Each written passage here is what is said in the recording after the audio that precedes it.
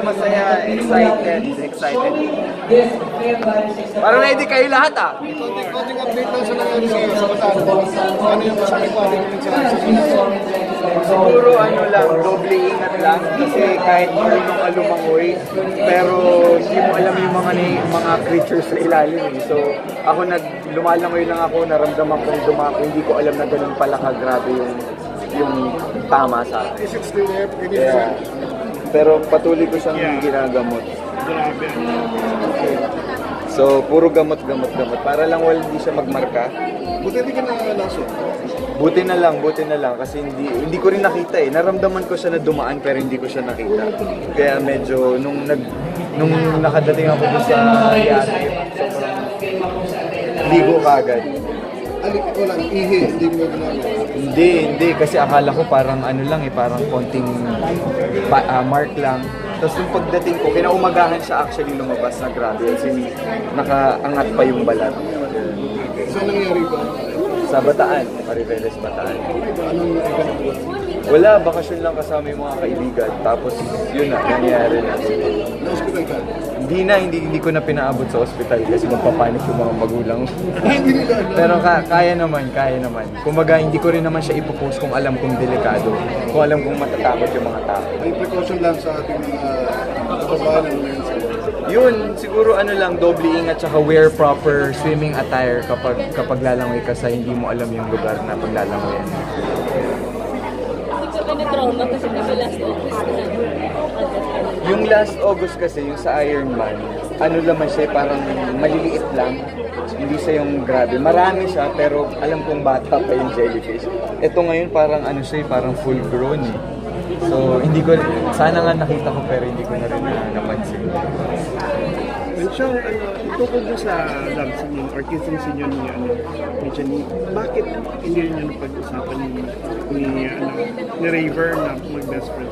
Siyempre, usually minsan, kinikwento natin, siguro pareho rin kami ng sentimiento ni Raver na alam namin na trabaho yung ginagawa namin. Tsaka parang pakiramdam ko, tulad ng sinabi ni Janine kanina, mas malaki yung tiwala niya sa akin kasi kaibigan niya rin ako. Tapos ganun din kay Raver.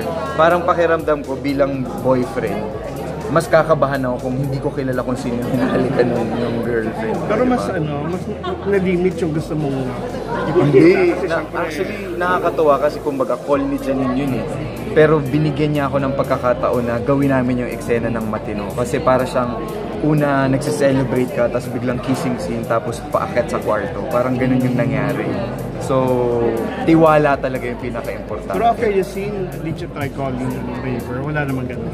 Hindi. Parang sinabi na lang ni Jenny, siya na lang yung nagparating ng mensahe na, oops, naunahan na kita. So, before the kissing scene, nag-usap kayo, dalawa? Kami ni Janine, oo, definitely. Pero yung katulad nga kay Raver, hindi ko na siya naabisuhan kasi baka ipatigil niya yung shooting. Joke lang siya. Bongga yun, statement. Siyempre, iba na si Raver ngayon, di ba? Talagang leading man. Pero I'm very proud of him. I'm really proud of him. Yeah, ano yung ano mo sa paglipat? Although matagal na rin yung paglipat niya sa kabila. Pinag-uusapan namin to kasi syempre, kumbaga erase mo lahat ng bagay, ng factor. Lahat naman kami dito para magtrabaho, di ba? Para makaipon, para makagawa ng magandang kinabukasan. And pakiramdam ko it was the right choice for Raver also. That's why we supported him. Me, Gerald, and every other friends that he left in ABS. Would you do the same thing pag ganun yung pakiramdam? Ako kasi parang hindi naman kailangan kasi kumbaga naaalagaan pa rin tayo ng todo-todo. Kumbaga hindi naman ako nawala ng pagkakataon na magtrabaho sa ABS. And I'm very thankful. Then, so, konting kwento lang doon sa election, parang hindi ata natuloy yung plano natin to run. I think you were considered. No. Alam mo, I was in... Oh my God. I was in Sweden. Na nagtatanong kung sino sa mga artista ng ABS ang tatakbo for this coming election.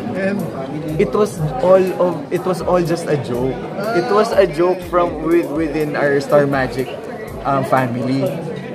Not knowing na after ko pala mag-joke, sinabi na ng Star Magic na sa news and current affairs natin, natatakbo ko. Sabi ko, no. So parang every now and then, I would encounter people from ABS na sinasabi sa akin, uy, sayang, hindi natuloy. But I'm sorry, it was a joke. It was a joke. No. Gusto ko tahimik yung buhay Hindi ko. naman nakakagulat since kilala yung pamilya mo doon sa dagat. Yeah, parang pakiramdam ko mas marami akong matutulungan kung wala ako sa politika talaga. Tsaka at di sariling pera ko yung ginagamit ko. Tsaka close din naman tayo kay Vice President. Yeah, oo. Yun na lang, siguro susuporta ako sa mga kandidato na alam kong matino at maganda yung proyekto para sa Pilipinas. Thank you, Mayor. May serye ka ba sa ABS? Wala pa. Kaya nga wala akong kita, kaya mo nag-t-shirt lang ako. Paano mo nasabing naalagaan ka wala akong serye? I have ASAP, I have my knowledge channel. Kumbaga, kakatapos ko lang din naman. Di ba? Ng Blood Sisters. Tapos kumbaga yung pahinga rin. Kasi syempre tumatanda rin tayo. And so, ano masasabi mo sa mga pwedeng maka-misinterpret na dahil may movie ka, kaya nag-comment ka or nag-like ka dun sa post ni Gretchen Barrera? Actually, mahilig ako mag-like. Marami akong nilalike everyday. And nagkataon siguro sabi ko, ay, ganun pala ako ka-importante, napapansin ko pala ng tao. Pero yun, it was not because of the movie. You know, I would speak out of nowhere. If it's political, if it's environmental, you know me. I would speak. But are you aware that it's parang for entertainment? Yeah, of course. I know what I like, and I know kung ano yung mga pag kinokomenta ko. Personally ba, meron kang hindi like this? Because I don't want it na lumaki, and I don't, as much as possible, I'm not in the position to be part of it. But at the same time, ang iiwan ko lang siguro, I know what I like. And kaya mong panindigan? Yeah.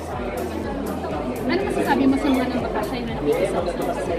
I know what I like. I'm very, very sure with what I like.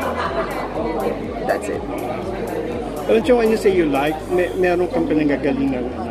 Because I would like several posts every day, and it's just a matter of how people would interpret it. Hindi siya personal. That's the reason why also na parang I'm very courageous with everything I do, is because I don't reply to any comments that people give me. It's their freedom, it's my freedom. Why would anyone ask me about it? And so, does it mean ba na you support this? Again, I would leave it to I like it. Walang any I like it. That's it. Or anyway, Because I I don't want it to be a big factor. I don't want it to be a part of the movie also.